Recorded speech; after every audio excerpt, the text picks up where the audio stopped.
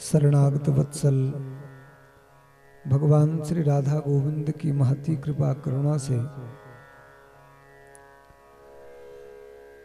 मनुष्य जीवन का सर्वोत्कृष्ट फल सत्संग श्रीमद् भागवत जी की कथा के माध्यम से आप हम सबको सुलभ हो रहा है। साप्ताहिक गणना में आज श्रीमद् भागवत कथा महोत्सव का दूसरा दिन है। इस कथा महोत्सव में विराजमान आवाहित देवताओं के श्री चरणों में हम दंडवत प्रणाम निवेदन करते हैं। इस गांव में क्षेत्र में विराजमान सब देवी देवताओं के श्री चरणों में हम सादर वंदन करते हैं।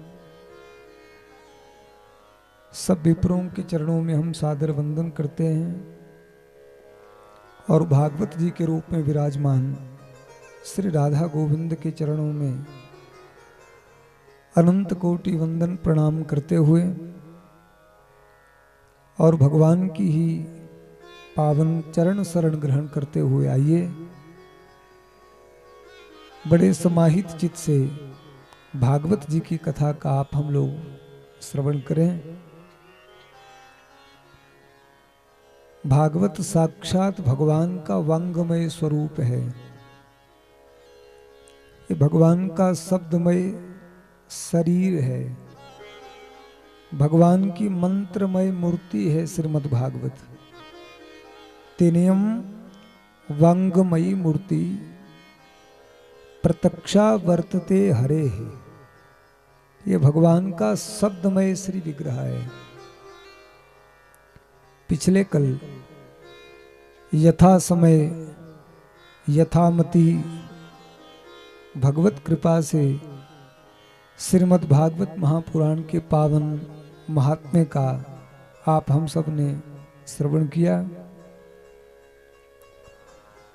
वेदव्यासी महाराज ने भागवत जी के प्रारंभ में 3 मंत्रों में मंगलाचरण किया है और फिर भागवत जी की कथा का मंगलमय शुभारंभ हुआ। पिछले कल महात्म्य की कथा हो चुकी है। अब हम भगवान का ध्यान करते हुए भागवत जी का मंगलाचरण करते हुए भागवत जी की कथा में प्रवेश कर रहे हैं। श्री वेदव्यासी महाराज सबसे पहले भगवान को प्रणाम करते हुए भगवान का ध्यान करते हैं और दूसरे मंत्र में वेदव्यासी महाराज भागवत जी में जिस विषय का वर्णन है उसका निरूपण करते हैं और तीसरे मंत्र में भागवत जी का स्वरूप बताते हैं। श्री वेदव्यासी महाराज सबसे पहले ध्यान करते हुए भगवान का कहते हैं, जन्मादस्य यतोऽन्वयादितरत चार्थे स्वभिज्ञ स्वराट तेने ब्रह्महृदाय आदि कवये मुह्यन्ति यत सूरयः तेजो वार्यमृदां यथा विनिमयो यत्र त्रिशर्गो मृषा धाम्ना स्वेन सदा निरस्तकुहकं सत्यं परम धीमहि। सत्य स्वरूप भगवान का हम ध्यान कर रहे हैं। सत्यम परम धीमहि। धीमहि का मतलब ध्यान करना। गायत्री मंत्र में भी आया है ना, धीमहि। वेदव्यासी महाराज भागवत जी के सबसे पहले मंत्र में कह रहे हैं, सत्यम परम धीमहि।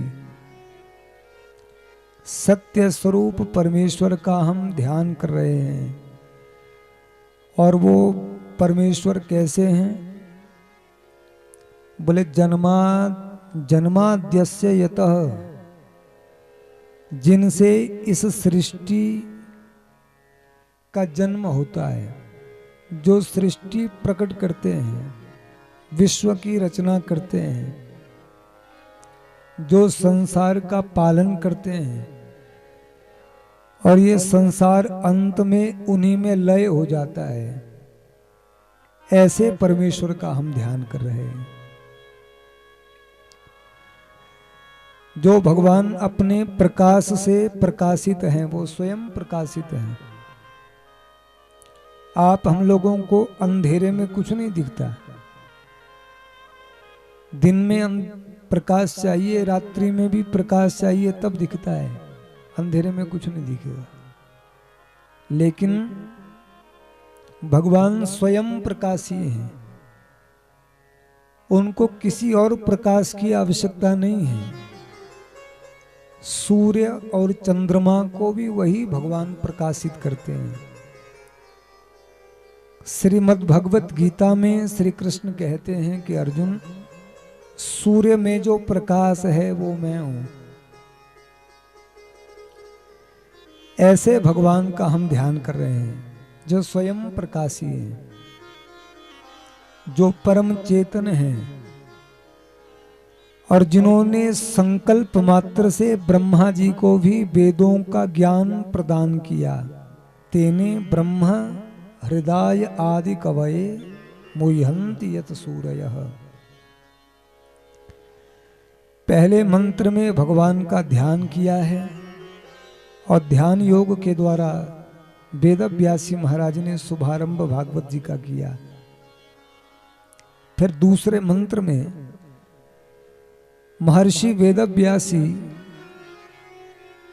भागवत जी में जिस विषय का निरूपण किया गया है उसका वर्णन करते हैं। बोले भागवत जी में हम परम धर्म का निरूपण करने जा रहे हैं। धर्म प्रोजित कैतवोत्र परमो निर्मत्सराणां सताम् वेद्यं वास्तवमत्र वस्तु शिवदं तापत्रयो न मूलनम्। श्रीमद्भागवते महामुनिकृते किं वा परेरीश्वरः सद्यो हृदयवरुधयते प्रकृतिभिः शुश्रूषुभिः तत्क्षणात्। भागवत जी में वेदव्यासी कह रहे हैं हम परम धर्म का वर्णन करने जा रहे हैं। और कैसा धर्म? बोले कैतवोत्र परमो, जिसमें किसी प्रकार का कपट नहीं है। विशुद्ध धर्म का वर्णन किया जा रहा है। और धर्म में कपट का मतलब क्या है? बोले धर्म में कपट का मतलब यह है कि इसमें विशुद्ध भगवान की प्राप्ति के धर्म का वर्णन किया जा रहा है, और कोई कपट नहीं है। धर्म में कपट क्या होता है? बोले धर्म में कपट वो होता है कि संसार के किसी सुख के लिए यदि हम भगवान का भजन कर रहे हैं तो वो धर्म में कपट है। तो भगवान की भक्ति हुई साधन, और भगवान की प्राप्ति के लिए नहीं कर रहे हैं, फिर कर रहे हैं संसार के सुख के लिए। तो इसमें भगवान की प्राप्ति उद्देश्य नहीं है, संसार का सुख ये उद्देश्य है। तो उसको कहते हैं कपटपूर्ण धर्म। भगवान की पूजा हो रही है, लेकिन चाह क्या रहे हैं? संसार के नाशवान सुख। अविनाशी भगवान से क्या मांग रहे हैं? नाशवान वस्तु। पर वेदव्यासी कह रहे हैं, भागवत जी में हम वर्णन कर रहे हैं उस विशुद्ध धर्म का जिससे भगवत प्राप्ति ही होगी। भागवत की प्राप्ति, भगवान की प्राप्ति। वेदव्यासी महाराज वर्णन कर रहे हैं कि भागवत जी का श्रवण करने से भगवान के स्वरूप का बोध हो जाएगा, जिससे जीव का परम कल्याण होगा और 3 प्रकार के तापों का उन्मूलन हो जाएगा। 3 प्रकार के ताप वो जड़ों से ही दूर हो जाएंगे। कितनी अद्भुत बात है भागवत जी को श्रवण करने की। देखिए, कथा श्रवण से बढ़कर के कोई दूसरा साधन नहीं है। कथा सुनने का जो फल है, ऐसा फल किसी भी और साधन का नहीं है। कैसे? बोले केवल सुनने मात्र से ही भगवान आप हम लोगों के हृदय में प्रकट हो जाते हैं। बोलो, ऐसा कोई साधन होगा? आप और कुछ भी करिए, उसमें कुछ ना कुछ आपको प्रयास करना पड़ेगा। आप मंत्र भी जप करें तो उसमें भी आपको परिश्रम करना पड़ेगा, माला घुमानी पड़ेगी। पर कथा श्रवण तो इतना जीव का कल्याण करता है सहज कि कुछ नहीं किया हमने, केवल भगवान की शरण में बैठ गए और भगवान की मंगलमय कथा सुनी बस। और श्रवण मात्र से ही भगवान हृदय में प्रकट हो जाते हैं। आप सोचिए, श्रवण से बढ़कर के कोई दूसरा साधन हो सकता है क्या? कथा सुनते सुनते आंखों में आंसू आने लग जाते हैं, शरीर में रोमांच होने लग जाता है, कंठ गदगद होने लग जाता है, और उसी समय प्रत्यक्ष ऐसा अनुभव होता है कि अभी अभी बैठे बैठे ही हृदय में भगवान आकर के लीला कर रहे हैं, क्रीड़ा कर रहे हैं। ये सब कैसे हो गया? सुनते सुनते। कोई तपस्या नहीं की हमने, कोई बहुत नाम जप नहीं किया, कथा में बैठे बैठे ऐसी स्थिति हो जाती है।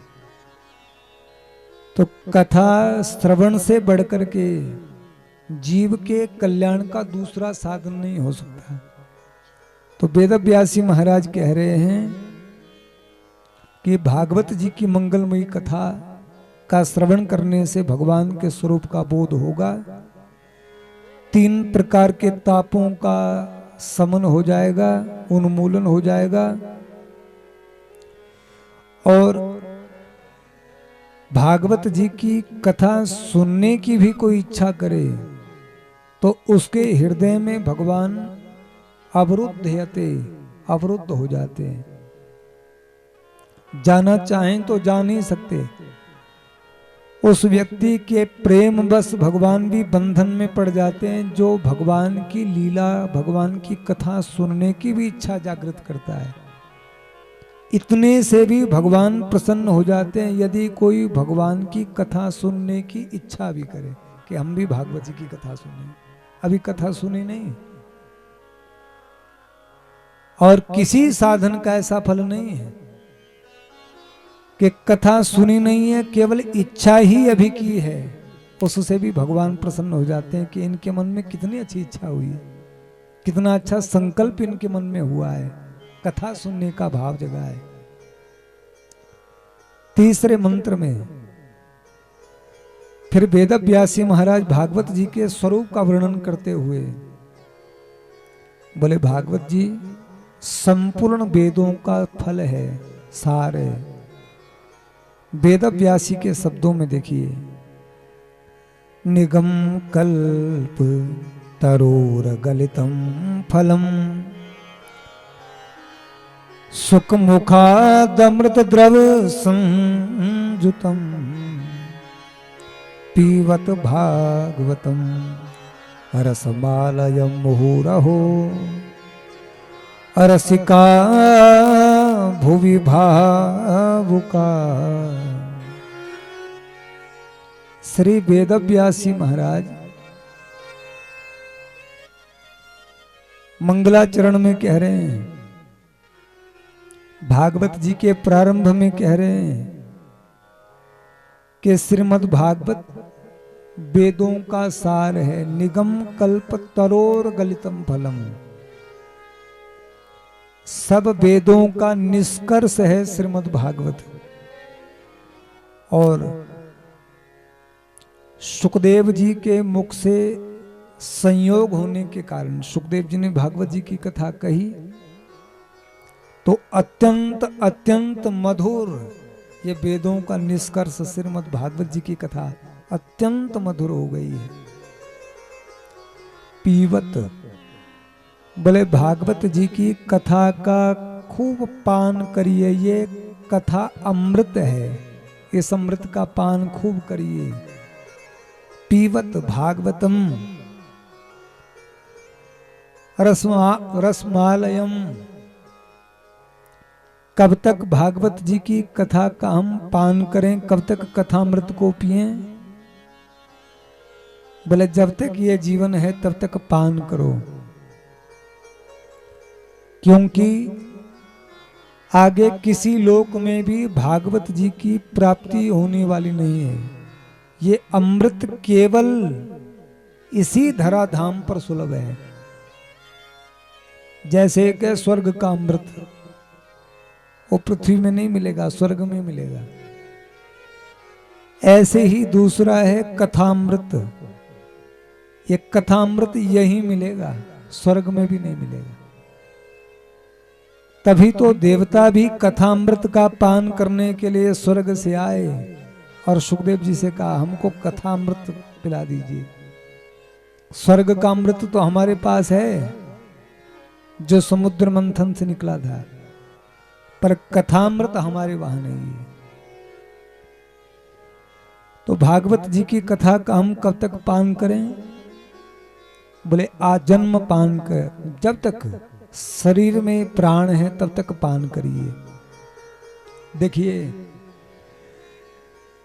इस लोक में, इस संसार में जो व्यक्ति सुख चाहते हैं, इस संसार में वो लोग भी, और जो परलोक में सुख चाहते हैं वो लोग भी, उन सब के लिए वेदव्यासी महाराज ने निमंत्रण दिया है। आप इस लोक में सुख चाहते हैं तो क्या करो? बोले आओ, भागवत जी की कथा का निमंत्रण है। अगर आप सुख चाहते हैं इस जीवन में, और कहो कि हम परलोक में सुख चाहते हैं, बोले तो भी निमंत्रण है, आओ। भागवत जी की कथा इस लोक में भी परलोक में भी सुख भाव को प्रदान करेगी।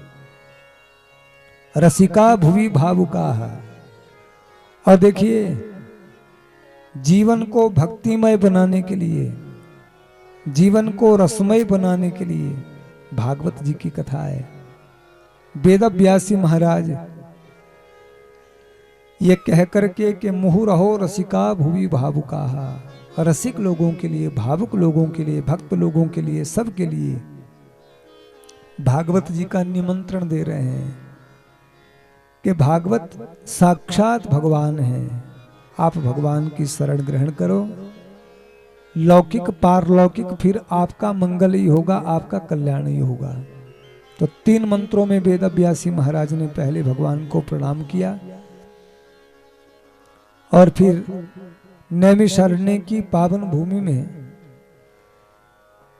सौनकादि ऋषियों ने सूत जी से जो भागवत जी के महात्म्य का प्रसंग सुना, महर्षि वेदव्यासी महाराज वर्णन कर रहे हैं। उसी नैमिषारण्य की भूमि में एक बार ऋषि लोगों ने 1 वर्ष तक चलने वाले यज्ञ का समायोजन किया। सत्रम स्वर्गाय लोकाय सहस्त्र सममासत। और एक दिन वो जो यज्ञ कर रहे थे 88,000 ऋषि लोग नैमिषारण्य की भूमि में, एक दिन प्रातः काल पूजा करके, होम इत्यादि करके उन्होंने सूत जी का पूजन किया और सूत जी से बड़े आदर पूर्वक प्रश्न किए। 6 प्रश्न किए हैं। और उन 6 प्रश्नों में सबसे पहले ऋषियों ने सूत जी से पूछा, महाराज कृपा करके ये बताइए कि जीवों का श्रेय क्या है।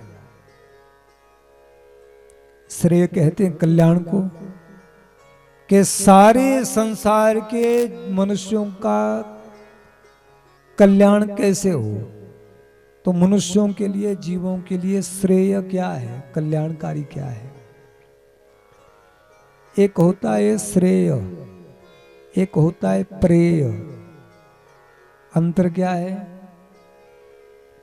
बोले जो श्रेय होता है, श्रेय का मतलब होता है ऐसा कल्याण कि जो साधन करके आज भी हमारा कल्याण होगा, भविष्य में भी कल्याण होगा, भूत में भी कल्याण हुआ है, वर्तमान में भी कल्याण होगा, भविष्य में भी कल्याण होगा, उसको कहते हैं श्रेय। तो भगवान की भक्ति ऐसी है, जब करेंगे जीव का हर समय कल्याण ही होगा कि नहीं। भूतकाल में की हो, वर्तमान में भजन कर रहे हो, चाहे भविष्य में भगवान का भजन करो, तो ये कल्याणकारी ही है, इससे कल्याण ही होगा। और दूसरा है प्रेय। प्रेय क्या है? बोले जो हमको प्रिय लगता है।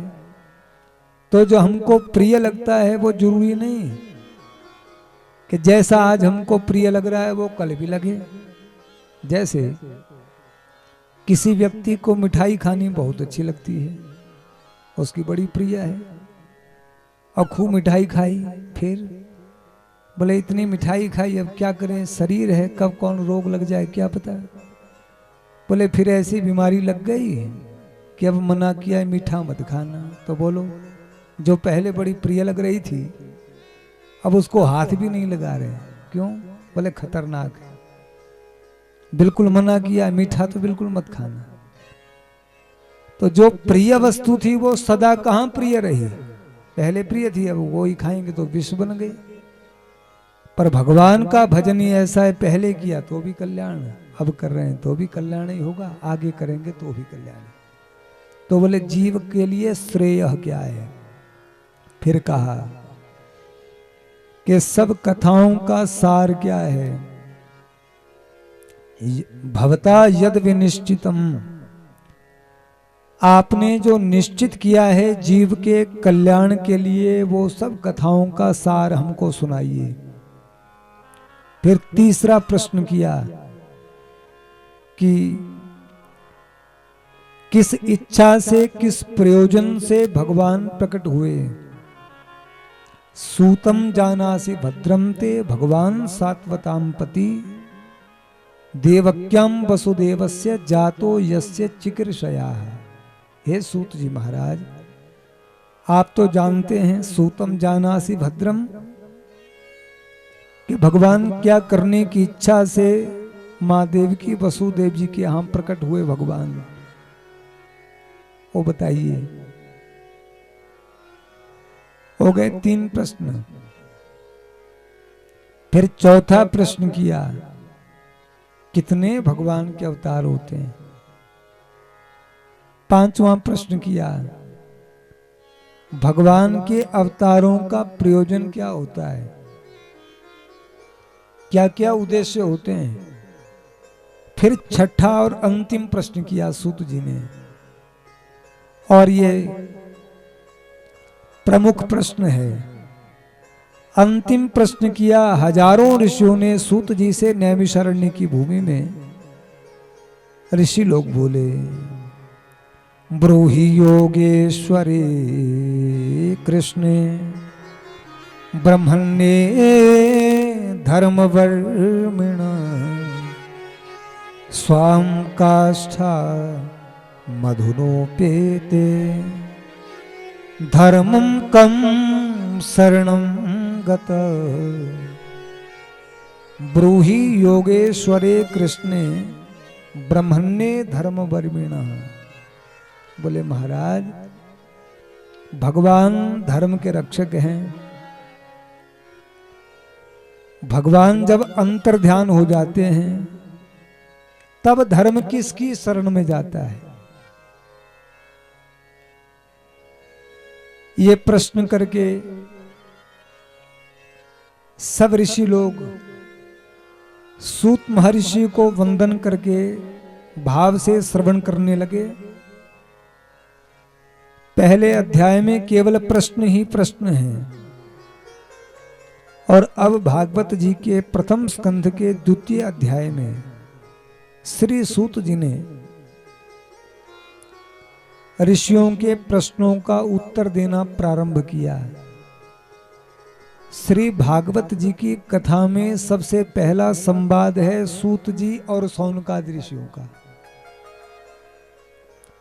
श्री सुखदेव जी और परीक्षित का संवाद तो अभी आगे आएगा, पर सबसे पहला संवाद जहां से भागवत की कथा प्रारंभ हुई है वो है सूत जी और सौनकादि ऋषियों का संवाद नैमिषारण्य की भूमि में। सूत जी महर्षि वेदव्यासी के प्रधान शिष्य हैं और सब ऋषियों में प्रधान जो श्रोता हैं वो हैं सौनक जी। तो सूत और सौनकादि ऋषियों का संवाद है। सूत जी बड़े प्रसन्न हुए प्रश्न सुनकर के कि आपने सारे संसार के लोगों के कल्याण के लिए प्रश्न किए हैं। तब सूत जी ने कथा कहने से पूर्व मंगलाचरण किया सूत जी ने। और सूत जी 3 मंत्रों में मंगलाचरण करते हैं। अभी अभी आप हमने सुना भागवत जी के प्रारंभ में वेदव्यासी महाराज ने भी 3 मंत्रों में मंगलाचरण किया, भगवान को प्रणाम किया, फिर कथा प्रारंभ की। और जब सौनकादि ऋषियों ने प्रश्न किए सूत जी से नैमिषारण्य की भूमि में, तब सूत जी भी कथा कहने से पूर्व 3 मंत्रों में मंगलाचरण करते हैं। पर कितनी अद्भुत बात है,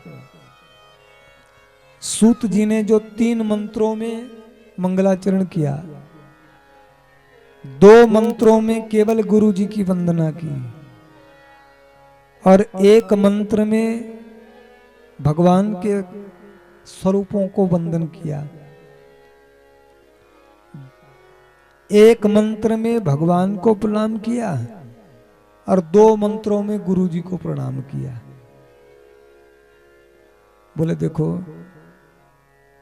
भगवान को 1 मंत्र में प्रणाम कर रहे हैं और गुरु जी को 2 मंत्रों में प्रणाम कर रहे हैं। सूत जी महामुनि सुखदेव जी का स्मरण कर रहे हैं। बोले जिन सुखदेव जी से महाराज से हमने भागवत जी की कथा गंगा जी के तट पर सुनी है, ऐसे सदगुरु रूप सुखदेव जी को 2 मंत्रों में प्रणाम किया पहले सूत जी ने, फिर किया भगवान को 1 मंत्र में प्रणाम। बोले सदगुरु की ऐसी महिमा है, 2 मंत्रों में इसलिए प्रणाम कर रहे हैं। हमारे सनातन संस्कृति परंपरा में इतनी महिमा गुरु की है। बोले ये गुरु जी हैं जिन्होंने हमको भगवान की महिमा बताई, नहीं तो हम कैसे भगवान का भजन करते। गुरु गोविंद दो खड़े काके लागू पाए, बलिहारी गुरु आपने गोविंद दियो मिलाए। इसलिए 2 मंत्र में सुखदेव जी प्रणाम कर रहे हैं श्री सूत जी पहले गुरु जी को। बोले जिनके मुख से हमने भागवत जी की कथा पढ़ी है। श्री सूत जी जब प्रणाम करते हैं सुखदेव जी को, देखिए 2 मंत्रों में, तो पहले मंत्र में सुखदेव जी के वैराग्य का स्मरण किया। जो भागवत जी के वक्ता हैं सुखदेव जी, वेदव्यासी के पुत्र हैं सुखदेव जी, उनके वैराग्य का स्मरण किया है। सूत जी ध्यान करते हुए गुरु को प्रणाम करते हुए कहते हैं यम प्रव्रजंत मनुपेत मपेत कृत्यम द्वयपायनो विरह का तरआ जुहाव पुत्रेति तन्मयतया तरवोभिनेदु तम सर्वभूत हृदयम मुनिमानतोऽस्मि। श्री सुखदेव जी को प्रणाम करते हुए सूत जी कह रहे हैं, धन्य है गुरुदेव, मातृ गर्भ से जन्म लेते ही बाल्यावस्था में ही संन्यस्तगत जिनका चिंतन है। आप वैराग्य देखिए सुखदेव भगवान का। पिताजी रोकते रह गए, अभी जनेऊ भी नहीं पड़ा है, और चल पड़े वन की ओर। पिताजी आवाज लगाते रह गए और सुखदेव जी वन में चले गए। ऐसे श्री सुखदेव जी का हम स्मरण करते, ऐसे श्री सुखदेव जी को हम प्रणाम करते हैं। सुखदेव जी परम वैराग्यवान हैं, श्री सुखदेव जी परम ज्ञानी हैं, श्री सुखदेव जी परम समाधिस्थ हैं। ऐसे तम सर्वभूत हृदयम मुनिमानतोऽस्मि, ऐसे महामुनि सुखदेव जी का सबके हृदय में विराजमान श्री सुखदेव महामुनि का हम स्मरण करते हैं। मैं उनको प्रणाम करता हूं, उनको नमस्कार करता हूं। और दूसरे मंत्र में सुखदेव जी के हृदय में कितनी करुणा है, जो उन्होंने भागवत जी की कथा राजा परीक्षित को निमित्त बना करके सारे संसार को कही। अब दूसरे मंत्र में पुनः गुरु जी की वंदना कर रहे हैं श्री सूत जी कथा कहने से पूर्व। यस्वानुभाव श्रुति सारमेकम मध्यात्मदीपमतिथि तिरसतां तमोवन्धं संसारिणां करुणया पुराणगुह्यं तम व्यास सोनो मुपयामि मुनि गुरु नाम। बोले सुखदेव जी परम ज्ञानी हैं, सुखदेव जी परम वैराग्यवान हैं। जन्म लेते कितना वैराग्य देखो, ज्ञानवान भी कितने हैं, वैराग्यवान भी कितने हैं, पर इससे लोगों का कल्याण होगा? कोई कितना भी वैराग्यवान हो, कितना भी ज्ञानवान हो, तब भी लोगों का कल्याण नहीं होगा उसके द्वारा। फिर कब कल्याण होगा? भले कोई महात्मा बहुत ज्ञानवान हो, वैराग्यवान भी खूब हो, पर तब तक लोगों का कल्याण नहीं होगा उन महात्मा के द्वारा, जब तक उन महात्मा के मन में करुणा ना हो। तो करुणा तो होनी चाहिए कि नहीं, कि जीवों का कल्याण। सुखदेव जी यदि करुणा न करते तो सुखदेव जी तो परम संन्यास्तगत चिंतन जिनका है, परम सन्यासी हैं, वो तो वन में बैठ करके, समाधि में बैठ करके अपना कल्याण कर लेते। पर सारे संसार में भागवत जी का प्रकाश कैसे होता? तो सुखदेव जी ने करुणा की, क्या हमारा कल्याण तो हो जाएगा, पर दुनिया के लोगों का कल्याण कैसे होगा? ऐसी करुणा उनके हृदय में प्रकट हुई। तो करुणया संसारिणाम, संसार के लोगों पर करुणा करने के लिए सुखदेव जी ने भागवत जी की कथा कही। ऐसे व्यास सुनो, ऐसे श्री व्यास नंदन सुखदेव जी के चरणों में मैं प्रणाम करता हूं। तो ये दो मंत्रों में गुरु जी की वंदना की और एक मंत्र में फिर भगवान की वंदना की। और उस एक मंत्र में भी भगवान के कई स्वरूपों को प्रणाम कर दिया। भगवान नारायण को, भगवान नर को, मां सरस्वती को, वेदव्यासी को, नारायणं नमस्कृत्यं नरं चैव नरोत्तमं देवीं सरस्वतीं व्यासं ततो जयमुदीरयेत्। ये सूत जी के द्वारा मंगलाचरण हुआ है। आइए हम लोग भी गुरु रूप में भगवान का स्मरण करते हुए कृष्णम वंदे जगत गुरु, गुरु रूप में श्री वेद व्यासी का, सुखदेव जी का स्मरण करते हुए प्रणाम कर लें। भक्तवत्सल भगवान की, श्री वेद व्यासी महाराज की, श्री सुखदेव जी महाराज की। ओंकार रूप जय गुरुदेवा, ओंकार रूप जय गुरुदेवा, ओंकार रूप गाये जय गुरुदेवा, ओंकार रूप जय गुरुदेवा, ओंकार रूप जय गुरुदेवा।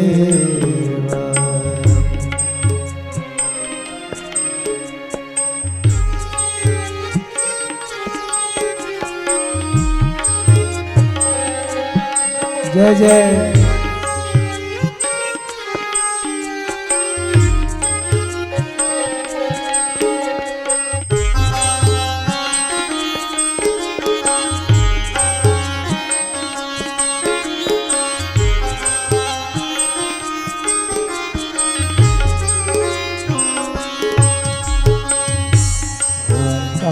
रूप जय गुरुदेवा, ओंकार रूप जय गुरुदेवा, ब्रह्म स्वरूप जय गुरुदेवा, ब्रह्म स्वरूप जय गुरुदेवा, ब्रह्म स्वरूप जय गुरुदेवा, ब्रह्म स्वरूप जय गुरुदेवा, ओंकार रूप जय गुरुदेवा, ओंकार रूप जय गुरुदेवा। श्री हरि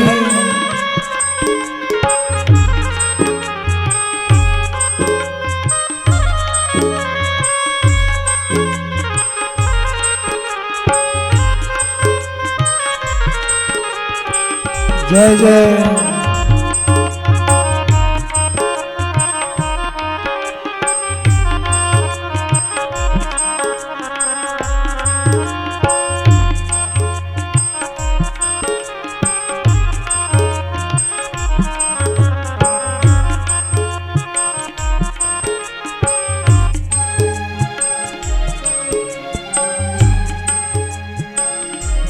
गोविंद रूप जय गुरुदेवा, गोविंद रूप जय गुरुदेवा, गोविंद रूप जय गुरुदेवा, गोविंद रूप जय गुरुदेवा, ओंकार रूप जय गुरुदेवा, ओंकार रूप जय गुरुदेवा।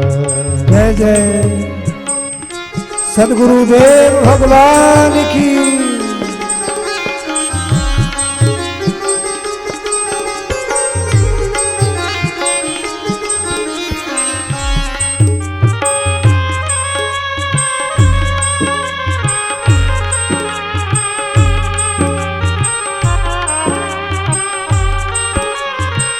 जय जय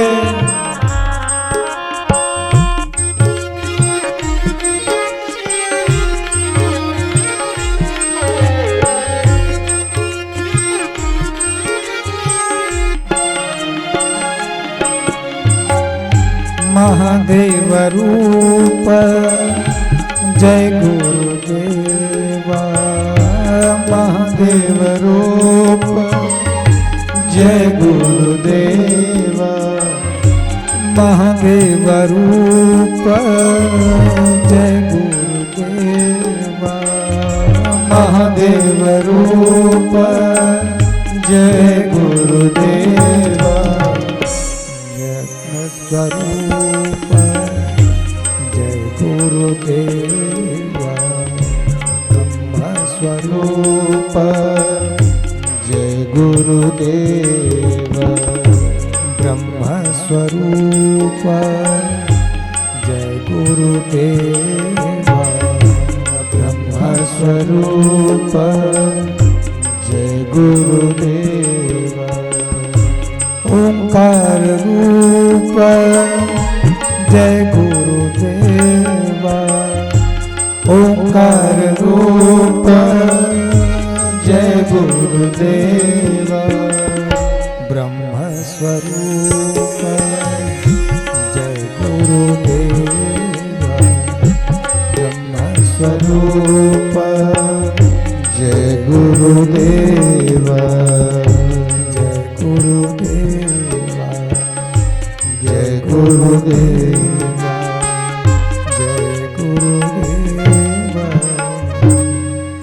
सद्गुरुदेव भगवान की श्री वेदव्यासी महाराज की जय। श्री सुखदेव जी महाराज की जय।